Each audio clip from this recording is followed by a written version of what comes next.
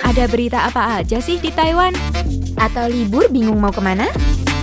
Gimana sih studi dan kerja di Taiwan? Yuk dengarkan langsung RTI FM Online setiap Senin sampai Jumat pukul 5 sore.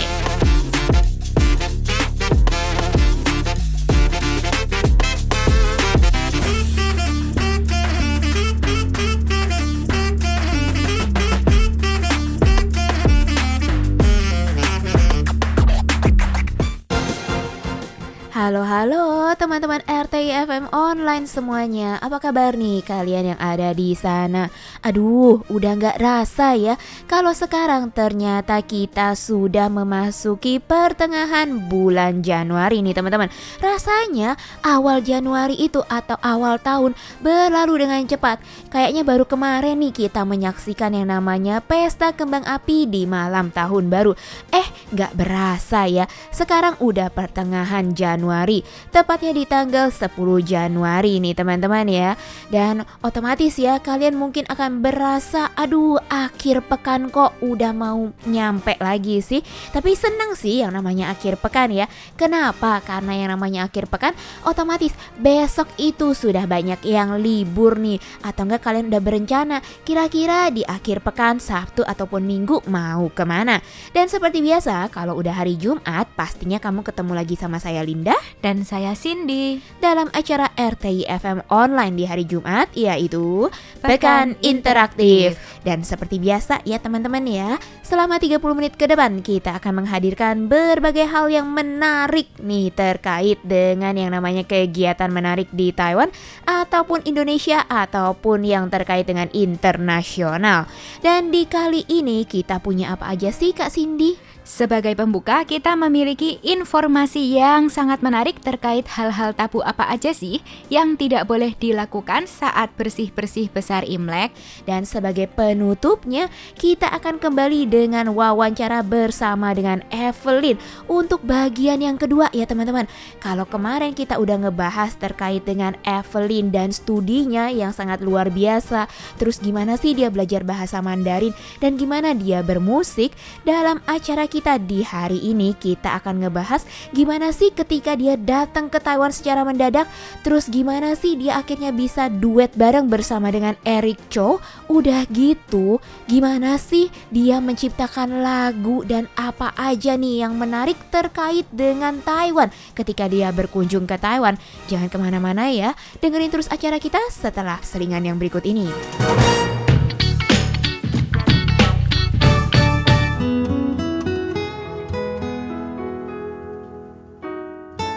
Imlek ternyata ya tinggal sekitar 2 minggu lagi nih teman-teman. Dan kalau yang namanya menjelang Imlek kalian pasti tahu komunitas Tionghoa dimanapun mereka berada pasti akan mengadakan yang namanya acara pembersihan besar-besaran.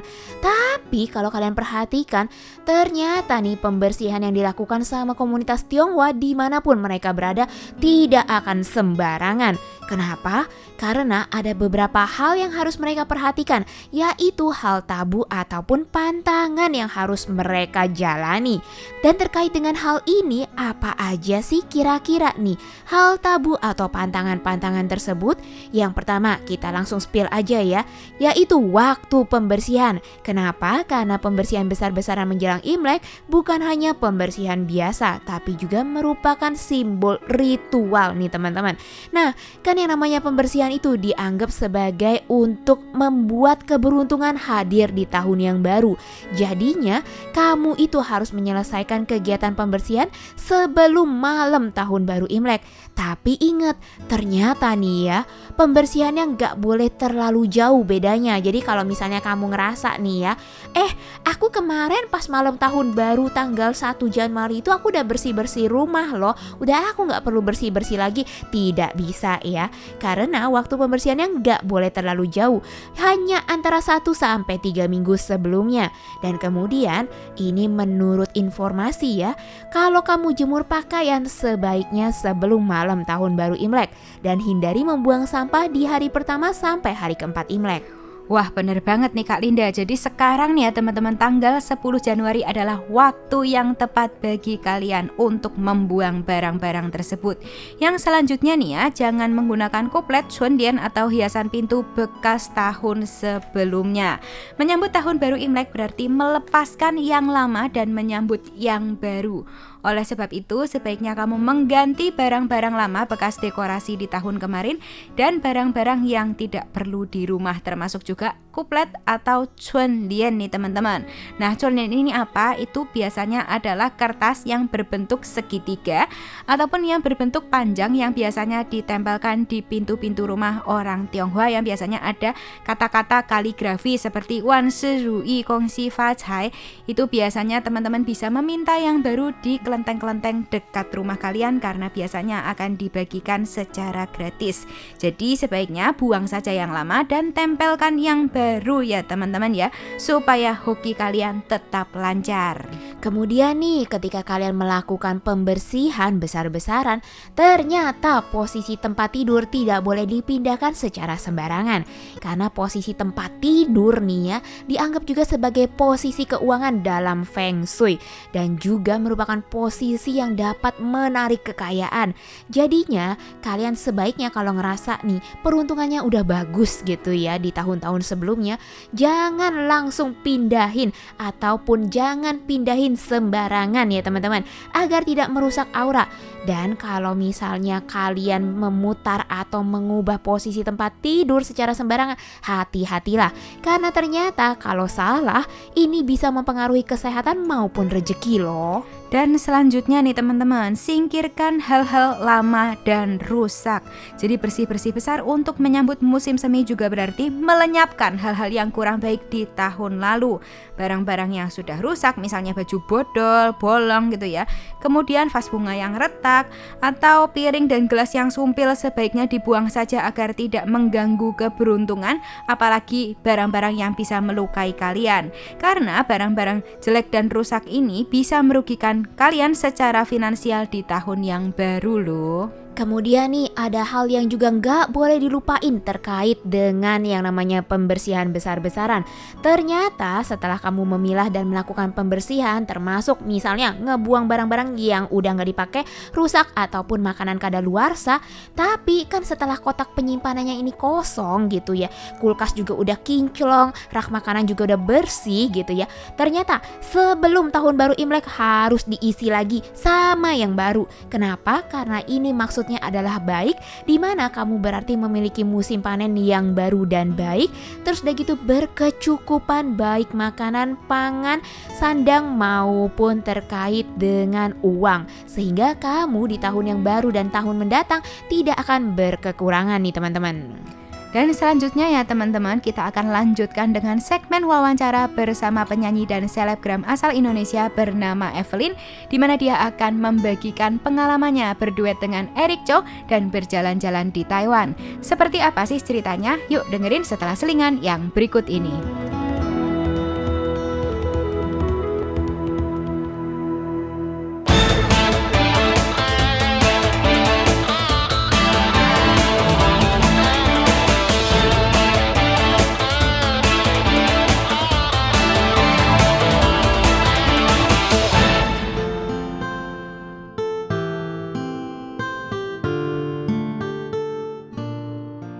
Oke teman-teman, sebelumnya kita kan udah ngebahas nih gimana sih Evelyn akhirnya ngebela-belain biar bisa datang ke Taiwan dan ketemu sama Eric Chou. Udah gitu dia sendiri pasang tentang wishlistnya ya dalam acara Jumpa Fans bersama Eric Chou. Tapi kemudian gimana sih sampai akhirnya Eric Chou bisa baca wishlistnya? Jadi kayak ya mungkin kalau yang depan-depan kan biasanya kan ketutup sama yang baru-baru kan. Nah punya aku itu yang paling terakhir, jadi kayak yaudah. Dan waktu itu aku nggak mikir apapun, aku cuma mikir oh mungkin aku bisa buat konten ya untuk ini. Nah ketika aku buat konten, aku ambil punya aku gini kan, aku shoot gitu loh. Mungkin waktu itu jadi punya aku di depan. Nah terus waktu dibawa masuk kebaca lah sama Eric, aku juga langsung kaget kayak buset punya aku kebaca gitu ya. Ya gitulah. Terus waktu itu aku cuma nulis aja sih kan, awalnya disuruh nulisnya Q&A. Jadi suruh tanya pertanyaan ke Erik, terus aku kayak pertanyaan apa ya ke Erik ya, terus aku aku tulis wish aku aja, 我希望有一天我可以跟你合唱. Aku bilang gitu. Jadi kayak semoga aku one day bisa nyanyi sama kamu gitu kan. Ya terus dibaca. Terus disuruh naik panggung. So kayak serius nih. Terus ya udah langsung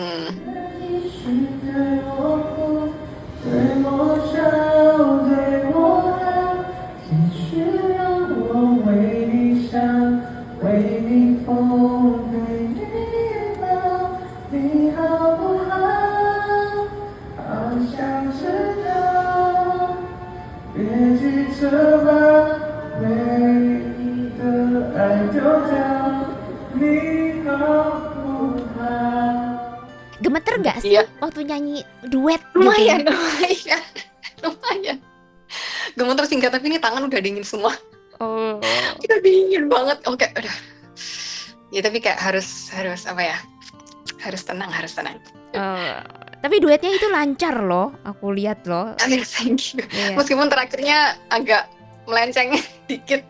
Oke. Terakhirnya salah lirik lah. Tapi oke. Kayak aku nyanyi yang bait ketiga, dia nyanyi bait pertama. Oh, ya oke lah. Tapi Haiputso, Iya. oke, masih oke banget. Udah gitu, bahkan Erik sendiri ya gitu kan, ya memuji Evelyn juga ya, suaranya很文凭kan, jadi kayak wenting gitu loh. Ya kalau bahasa Indonesianya kita mungkin sebut ya, itu suaranya tuh benar-benar stabil gitu ya teman-teman. Iya. Dan Itu kayak tenang. luar biasa. Biasanya aku mikir kan, aduh ini kan masuk ke YouTube juga kan, ke YouTube-nya dia, harus nanti kalau apa bawa nama Indonesia nih, maksudnya kayak nggak boleh lah malu-maluin kalau bawa nama Indonesia. Luar biasa sekali. Kemarin berarti di Taiwan itu berapa lama sih akhirnya Evelyn? Kemarin cuma seminggu doang, terus aku balik. Oh, seminggu berarti. Acaranya cuma 1,5 jam doang yang Erik. Acara 1,5 jam, tapi akhirnya ya memutuskan ya sekalian ya. Tidak sekalian, sekalian. Sebelumnya pernah ke Taiwan? Sebelumnya pernah 2017 pernah ke Oh. Taiwan. Sama teman-teman. Oke. Kalau kali ini sendiri? Iya, sendiri. Solo traveling?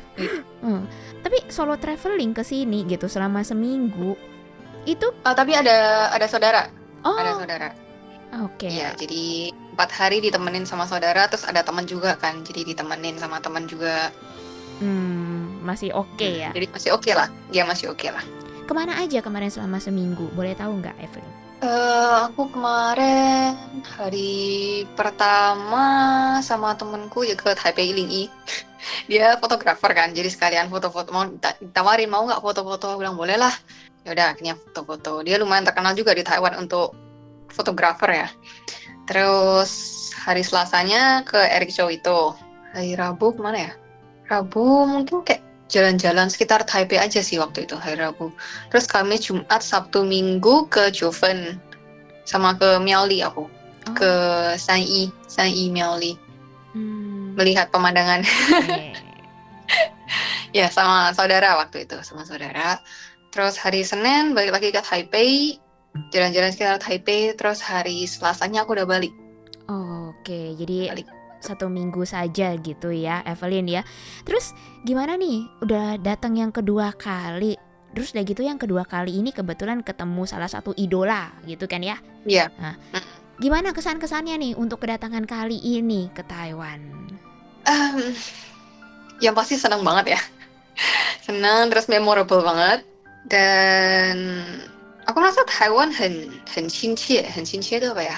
Nggak asing gitu lah kotanya. Oke. Bagi aku kayak orang-orangnya kan baik-baik juga kan ya. Kalau misalnya kita waktu itu kayak aku keluar dari MRT terus aku kayak celingak-celingu karena aku masih cariin Google Maps kan. Langsung ditanyain kayak perlu bantuan kah gitu. Aku kayak wow, orang Taiwan ramah sekali gitu kan ya.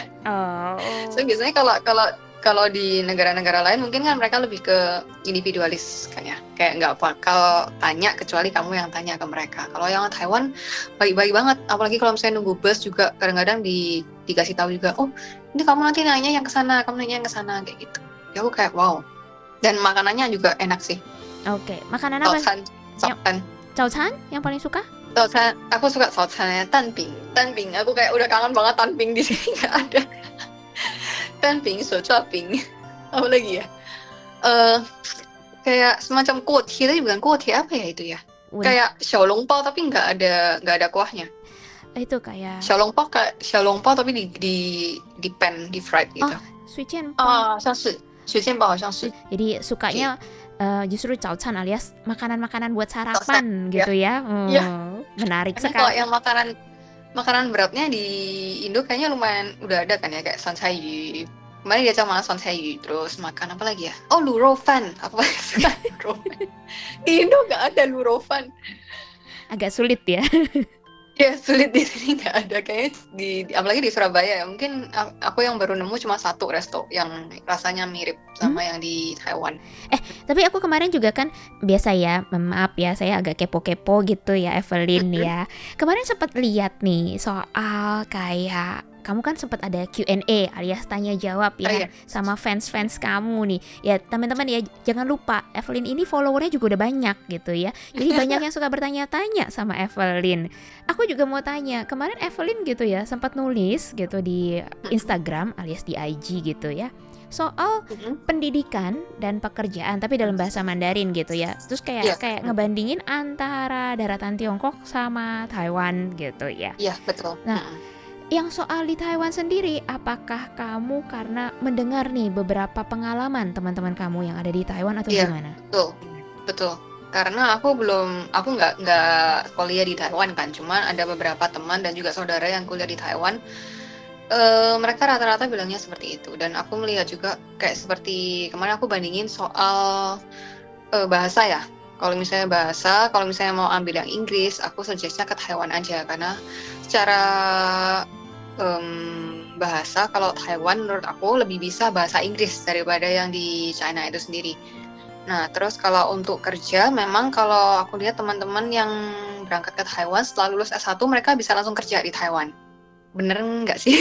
Beneran nggak sih itu sekarang ini emang lebih dipermudah gitu ya. Kalau kalau kamu bilang mungkin kalau kalian sebutnya likai gitu ya. Kalau di sini sebenarnya kayak Ciliucen gitu. Nah, kalau di China sendiri, meskipun kamu udah berapa lama di China nggak bakal bisa dapat kecuali kamu lulusan S3 kayak lulusan doktor. Terus kamu mempunyai国家有个贡献. Jadi kayak kamu ini bermanfaat bagi negara China itu. Mungkin kamu mungkin ya kayak kasarnya pernah menerima hadiah Nobel, ataupun kamu ada penemuan-penemuan baru, inovasi yang bisa membantu negara China itu sendiri. Atau yang ketiga, kamu nikah dengan orang China, tapi setelah 5 tahun kamu baru bisa apply. Jadi kayak untuk dapat Zhuliuzheng atau resident permit ya kalau kita bilang ya, itu susah banget kalau di China. Oke. Ya kalau di sini sekarang lebih longgar sih ya. Ya, dan maksudnya untuk bisa apply kan, meskipun belum tentu dikasih. Cuman kalau yang di Taiwan aku lihat teman-temanku dan saudara kurang lebih dia udah dapet sih. Kalau udah kerja 5 tahun ya kalau nggak salah ya. Ya, kalau di sini kalau udah 5 tahun jadi Yongqiu, jadi APRC atau lebih kayak PR gitu. Wow. Nah itu enak. Di China nggak bisa. Mau selama apapun nggak bisa. Wah, luar biasa. Berarti Evelyn juga udah mulai mengenal gitu ya tentang Taiwan, terus perbedaannya dengan daratan Tiongkok juga seperti apa gitu. Wah, luar biasa banget sih Evelyn. Nah, karena dulu aku juga sempat bingung mau kuliah di China atau kuliah di Taiwan. Itu gitu. Ya, terus dengan berbagai pertimbangan akhirnya ke China akhirnya. Oke, tapi meskipun sedikit berpisah gitu Ci ya, sedikit berpisah sama teman-teman ataupun saudara gitu ya, tapi akhirnya ada kesempatan juga ya buat ke Taiwan ya, bahkan udah 2 kali sekarang ke Taiwan ya. Iya. Semoga next lebih sering ya. Kalau kayaknya kemarin kurang cuma seminggu doang. Asik, jadi seminggu kurang nih ya. Iya kurang. Mudah-mudahan ada kesempatan, mungkin dipanggil, mungkin kayak acara kemarin lagi ada acara-acara khusus gitu ya. Siapa tahu gitu ya. Abis kemarin duetnya sama Eric Cho, terus siapa lagi mungkin idolanya Evelyn yang lain? Kalau Taiwan ya, Taiwan Alin. Jecho. Kemarin Jecho juga kan baru aja konser gitu ya. Iya, konser Taiwan. siapa tahu next gitu ya bisa ketemu Alin atau enggak Jejo juga ya. Nah, udah gitu aku boleh tanya nih, sekarang kan udah selesai nih yang soal Taiwan nih. Kan kemarin di Taiwan sendiri kamu kan juga sempat ngobrol-ngobrol gitu ya sama teman-teman gitu ya. Dan bahkan di beberapa tetap ya ini ada ngelihat alias stalking lagi. Itu foto-foto kamu, foto-foto kamu yang di Taiwan yang bagus-bagus itu sambil dikasihin lagu dari single kamu yang judulnya 我好像喜欢了你，是不是？ Yes. 是。 Boleh cerita nggak single yang ini, Cie? Single yang ini ceritanya panjang sekali. Loh. Jadi single ini sebenarnya aku buat 7 tahun yang lalu. Udah lama banget. Yes, ketika aku masih awal-awal buat lagu tuh. Ini mungkin bisa dibilang single lagu yang aku buat ke-5 mungkin ya. Yang masih awal-awal banget. Terus aku udah buat berbagai macam versi, masih menurut aku nggak sesuai dengan standar produksi atau standar yang bisa didengerin di Spotify gitu. Terus akhirnya aku kayak oke, mau nggak mau tahun ini. Tapi waktu itu aku masih agak ragu juga mau rilis nggak ya, soalnya lagunya kayaknya masa-masa sekolah, sedangkan aku sekarang kan udah lulus gitu loh, kayak agak izin yo juli lah sama yang itu, kayak masih udah ada space atau jarak lah, itu kayak udah masa lalu gitu kan. Cuma aku mikir-mikir ya udahlah, untuk sebagai single pembuka kayaknya boleh deh. Akhirnya aku rilis. Dan waktu itu lagu ini kayak udah mundur 2-3 bulan dari perkiraan rilis yang pertama gitu. Karena waktu itu semua aku bikin sendiri kan, mulai dari instrumennya, terus dan lain-lain. Di sini juga di Indonesia aku mulai cari studio rekaman, terus ataupun kayak yang bisa mixing mastering gitu. Cuma aku belum menemukan yang cocok untuk lagu ini gitu loh. Terus akhirnya semua aku kerjain di rumah. Dan akhirnya ya dengan untungnya juga kenal beberapa komunitas, kenal dengan beberapa teman yang musik yang bantuin aku sih waktu itu, sambil tanya ke mereka gimana ini, ada saran nggak? Terus dia bilang, oh ini kayaknya harus gini-giniin. Terus yaudah akhirnya dibantuin sama temen juga. Dan rilis lah lagu itu. Dan lagu itu ternyata rilis di sini dan di waktu di China itu juga ada perbedaan. Ini mungkin yang aku belum pernah open Q&A gitu untuk yang soal ini gitu.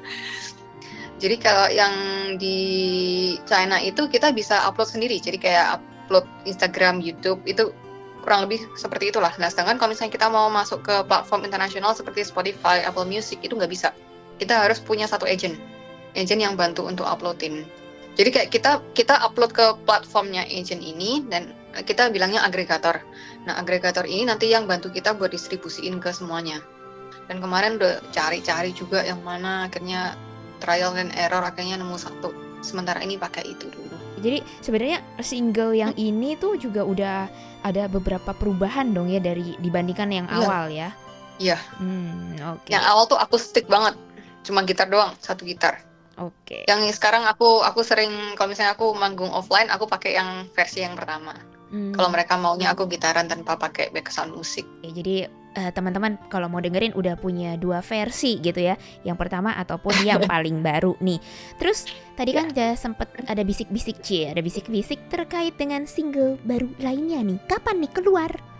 Semoga sudah udah selesai untuk aransemennya. Nah ini sebenarnya single ini yang aku mau kasih ke Eric Chow waktu itu.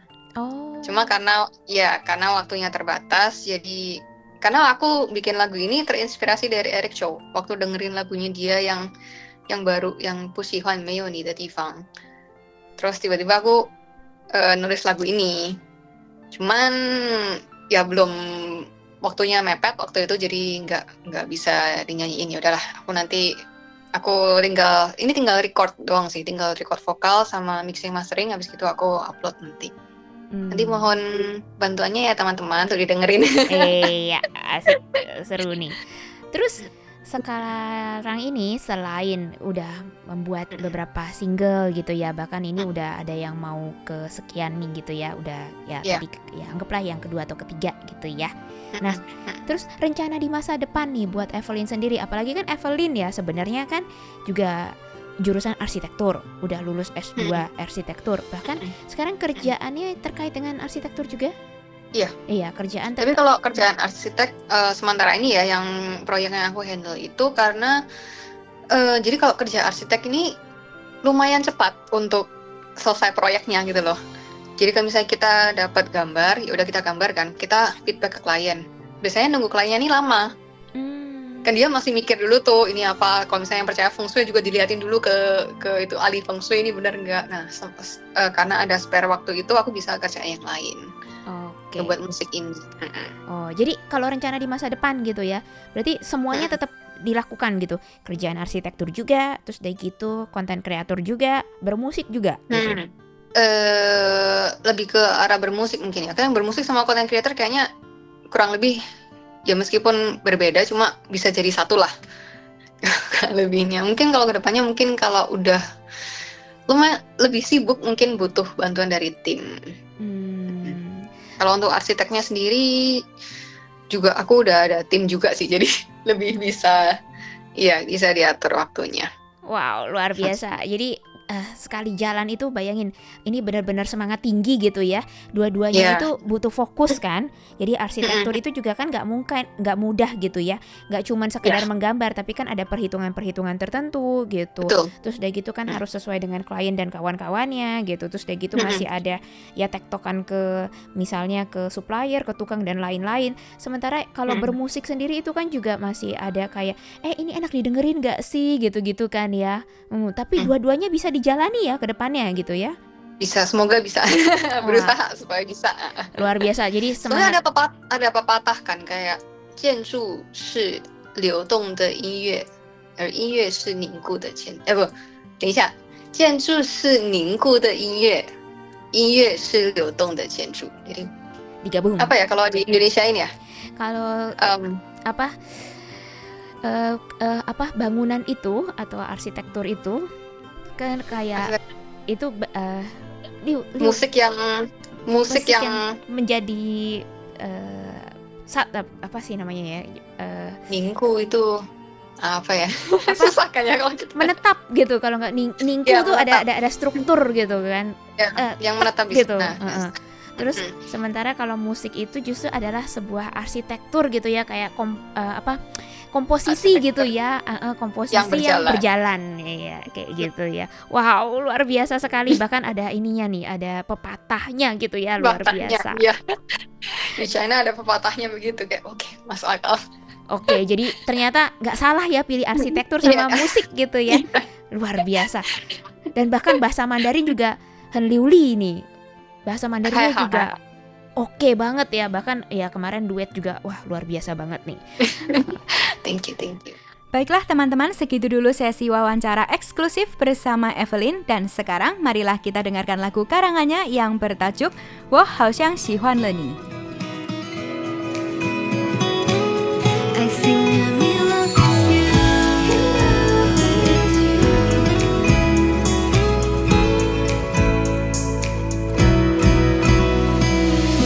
Hay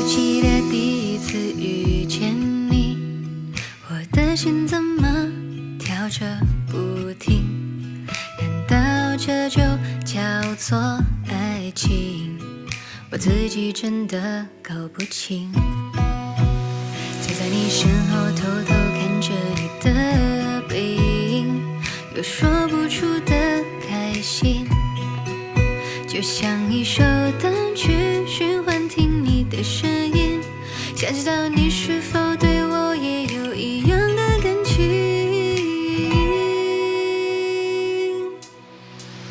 我输给